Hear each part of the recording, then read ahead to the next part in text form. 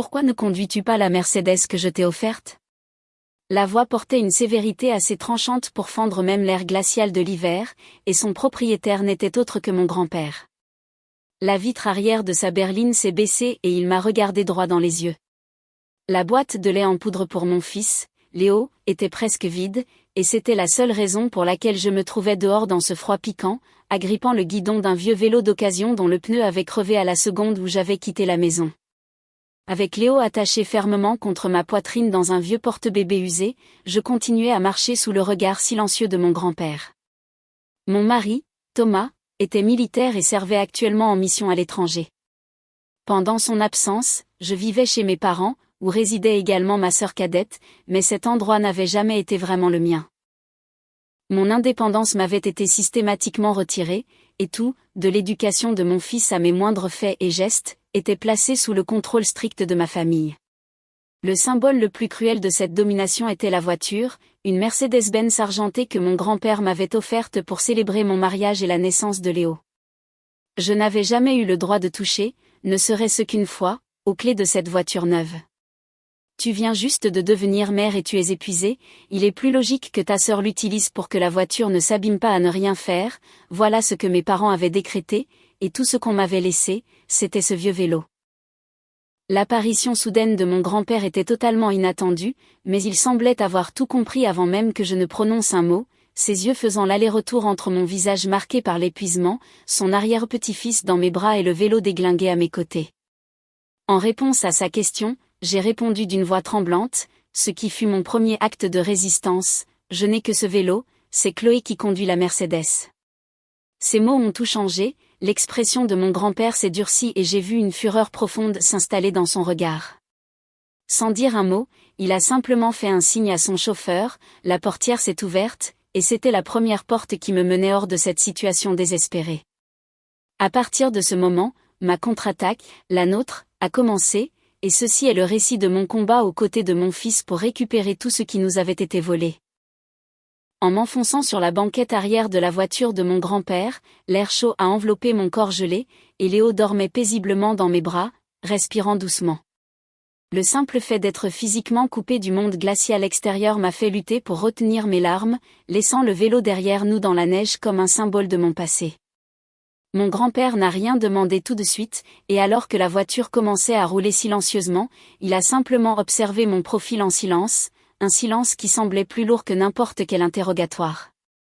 Finalement, il a parlé, « Élise, ce n'est pas seulement à propos de la Mercedes, n'est-ce pas ?» Ces mots ont transpercé mon cœur et la peur a refait surface, car je connaissais mieux que quiconque les conséquences de défier mes parents et ma sœur. Il m'avait étiqueté comme ingrate et mentalement instable, et avait même rapporté cela à mon mari.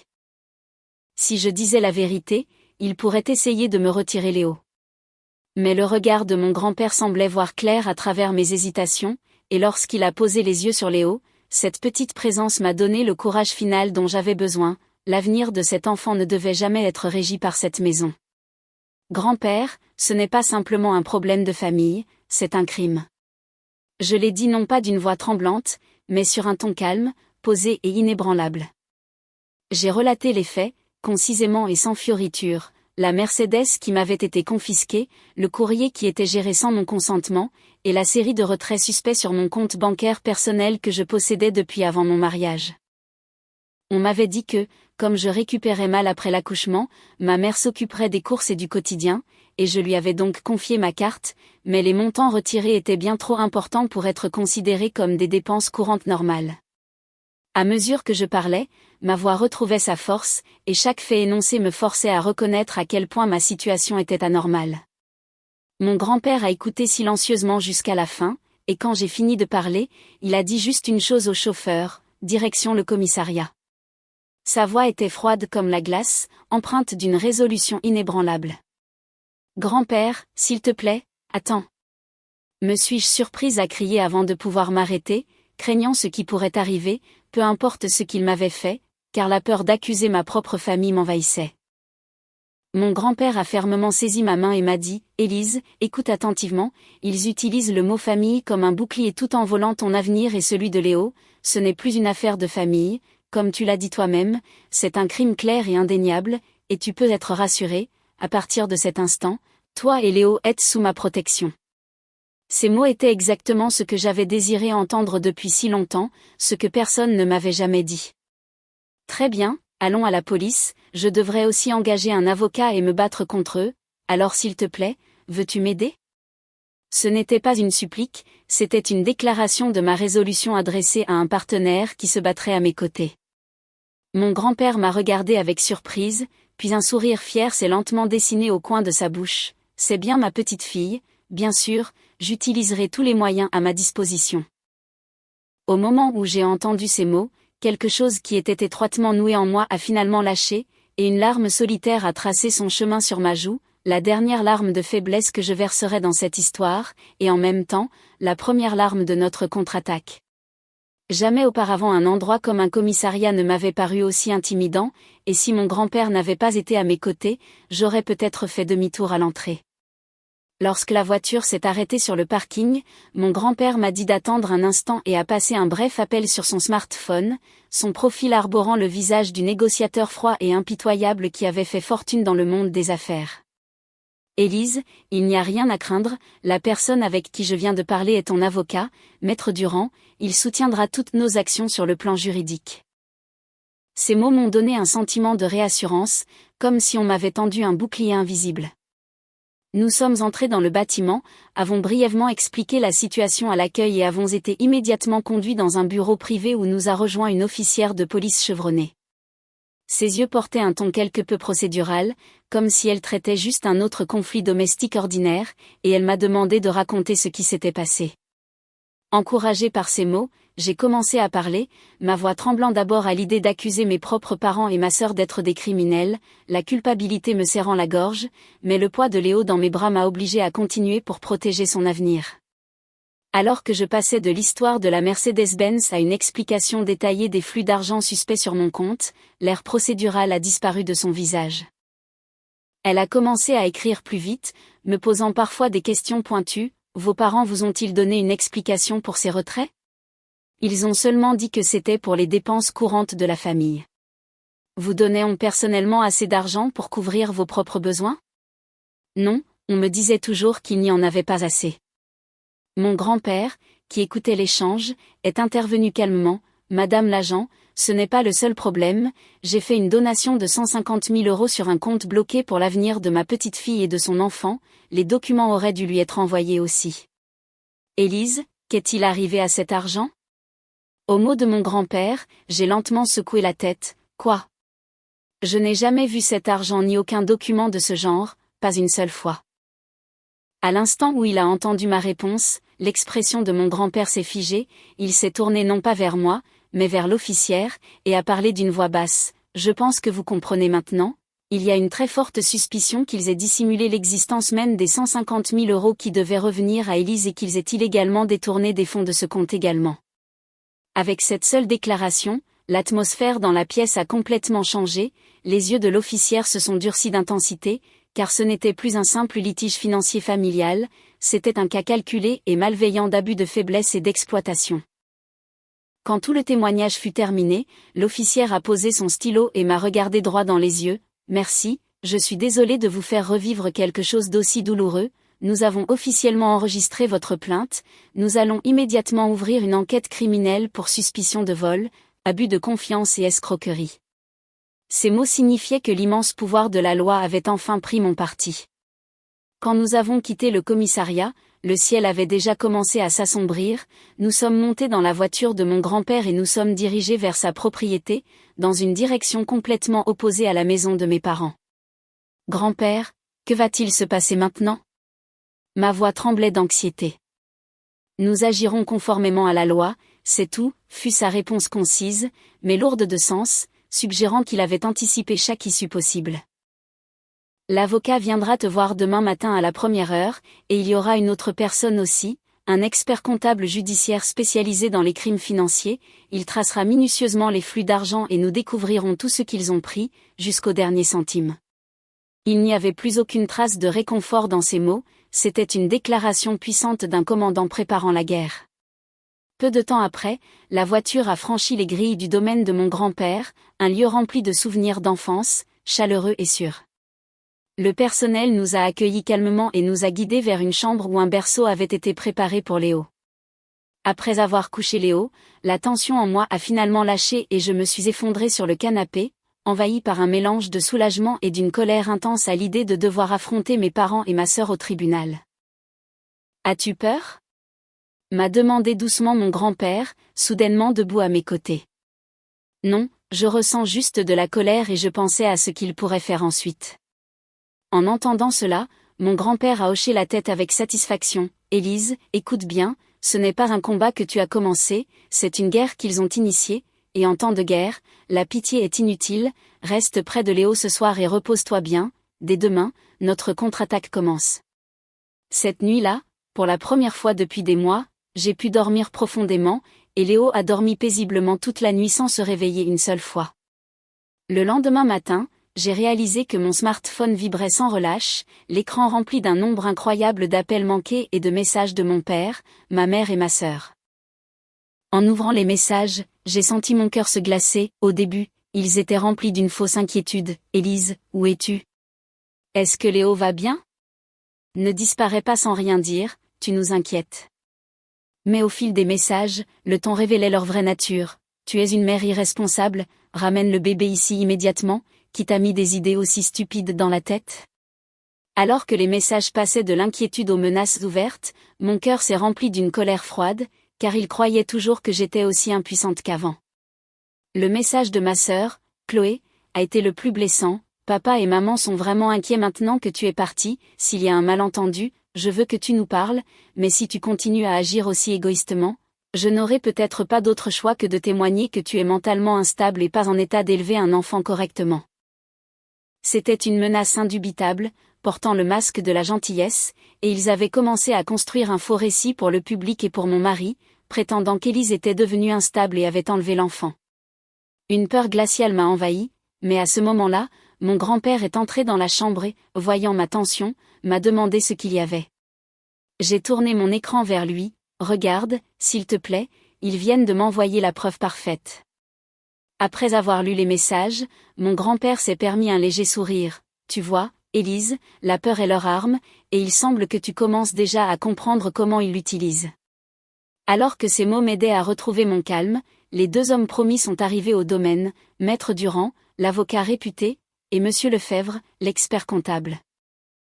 Maître Durand, avec son regard perçant, a lu les messages et a hoché la tête. C'est un cas d'école de contrôle coercitif, ils instillent la culpabilité et poussent la victime à la détresse psychologique, c'est un comportement que les tribunaux détestent le plus, ils ne réalisent même pas qu'ils creusent leur propre tombe.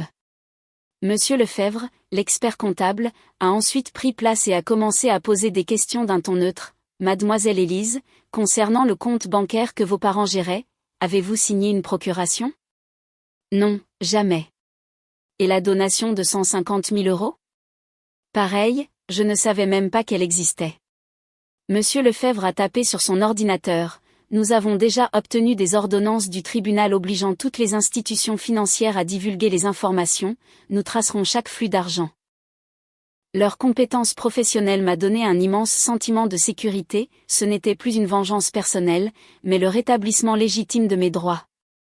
Cet après-midi-là, le premier rapport urgent est tombé. « Élise, s'il vous plaît, écoutez attentivement, de votre compte personnel et de la donation, près de 80 000 € ont été illégalement retirés au total, nous avons confirmé des dépenses pour des rénovations de la maison de vos parents, des achats de luxe pour votre sœur, et même une croisière de luxe. » J'ai eu le souffle coupé, ma mère avait dit que c'était pour Léo et la nourriture, ce mensonge et l'ampleur de leur avidité m'ont fait brûler de rage.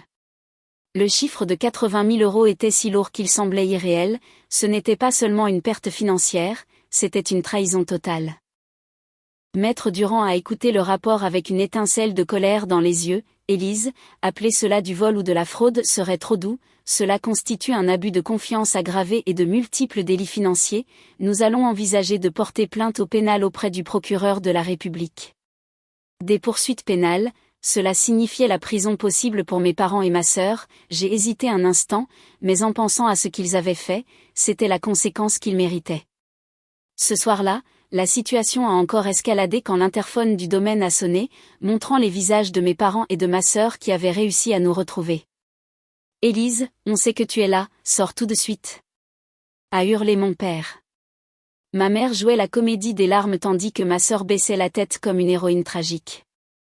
J'ai ressenti du mépris plutôt que de la peur, et tandis que mon grand-père faisait appeler la police, j'ai commencé à filmer avec mon smartphone. Grand-père, regarde, ils sont venus ici et ont créé des preuves irréfutables de harcèlement. Mon grand-père a posé une main fière sur mon épaule. Exactement, Élise, tu ne crains plus rien maintenant. La police est arrivée rapidement, leur a donné un avertissement strict et leur a ordonné de ne plus approcher de la propriété. Après leur départ, j'ai envoyé la vidéo à Maître Durand. Grand-père m'a expliqué qu'ils avaient paniqué et deviné que c'était le seul endroit où je pouvais être, car il était le seul capable de me donner le pouvoir d'échapper à leur contrôle. Maître Durand, en analysant l'incident, a souligné qu'ils étaient dangereux et acculés, et qu'ils allaient probablement essayer de contacter mon mari, Thomas, pour lui raconter que j'étais devenue instable. Cette observation m'a fait halter, et j'ai décidé d'appeler Thomas en vidéo le soir même pour lui dire toute la vérité. Maître Durand m'a rassuré sur l'argent restant. Ne vous inquiétez pas, nous avons demandé une saisie conservatoire et tous vos comptes sont gelés et protégés. Ce soir-là, j'ai appelé Thomas, qui était sur sa base à l'étranger. Au fil de mon récit, son visage est passé du choc à une colère froide. Au début confus par les mensonges de ma mère, il a écouté les faits exposés par l'expert comptable. Ils ont utilisé 50 000 € de mon compte pour leurs dettes, ce n'est pas une illusion, ce sont des faits confirmés. Après un silence, Thomas a laissé échapper un soupir profond, croyant fermement en moi. C'est impardonnable, ils m'ont menti aussi. Sa voix de soldat était calme et forte. Je vais agir immédiatement, je vais consulter le service juridique de l'armée et demander tout le soutien possible. Remercie ton grand-père de vous protéger. Avec Thomas de mon côté, je n'avais plus peur. Thomas a préparé des documents via le service juridique militaire prouvant l'exploitation malveillante de la famille d'un soldat, ce qui est devenu une arme puissante pour notre dossier. Les jours suivants, notre contre-attaque est entrée dans une nouvelle phase, l'équipe de Maître Durand assemblant les preuves pièce par pièce, découvrant notamment le document officiel de la donation précisant que les fonds étaient pour mon éducation et celle de mon enfant, une preuve irréfutable de leur fraude. Chaque nouvelle preuve amplifiait ma colère mais m'apportait un calme étrange.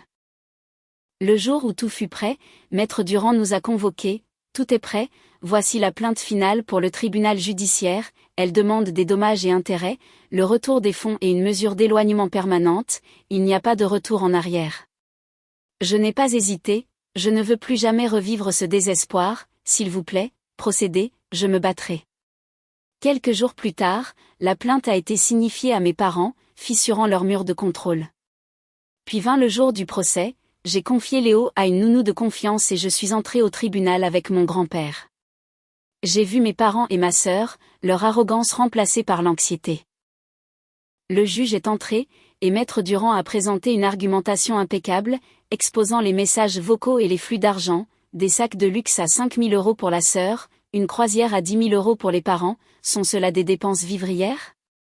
L'avocat de la défense a tenté de jouer la carte de la dépression postpartum, mais j'ai répondu clairement à la barre, non, mon instabilité résultait de leur contrôle psychologique et financier, quand on retire sa dignité à une personne jour après jour, n'importe qui deviendrait instable. J'ai regardé mes accusateurs dans les yeux, vous m'avez traité comme une enfant incapable et avez appelé cela de l'amour, mais c'est de l'emprise et de l'exploitation, je ne suis pas votre propriété. À la fin de mon témoignage, le tribunal était silencieux, et mon père pleurait doucement, marquant la fin de son emprise. Le juge a rendu son verdict d'une voix solennelle. Le tribunal constate que les défendeurs ont illégalement retiré près de 80 000 € et ordonne le remboursement intégral avec intérêt. La Mercedes-Benz doit être restituée immédiatement, et concernant les violences psychologiques et économiques, le tribunal émet une ordonnance de protection permanente interdisant aux défendeurs d'approcher la plaignante et son fils. Toute violation entraînera une arrestation immédiate. Le marteau a frappé, et tout était fini. J'ai serré la main de mon grand-père et j'ai enfin pu respirer vraiment. Quelques mois plus tard, je tenais les clés de mon propre appartement, Léo dormait à l'arrière de la Mercedes argentée que je conduisais enfin. Mes parents ont été forcés de vendre leur maison pour payer les dommages, Chloé a perdu son train de vie luxueux, et leur réputation s'est effondrée, les laissant isolés dans un petit appartement de location à se blâmer mutuellement. Je ne pense plus à eux, devant moi se trouve le sourire de mon fils et le soutien indéfectible de mon grand-père, jamais plus leur ombre ne planera sur notre avenir, le combat est terminé.